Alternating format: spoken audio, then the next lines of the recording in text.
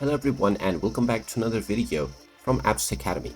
In this video, I'm going to show you how to install the Adobe Express application on your PC. So let's get started right away. Now you may open up your web browser and simply use your search engine to search for the Adobe Express app.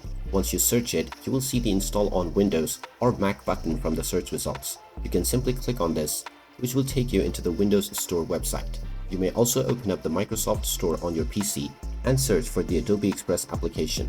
Once you find it, just click on it and you will now see the Get button.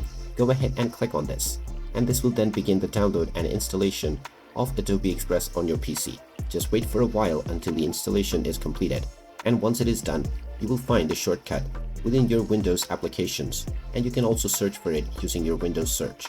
And now you can start using the application on your PC right away.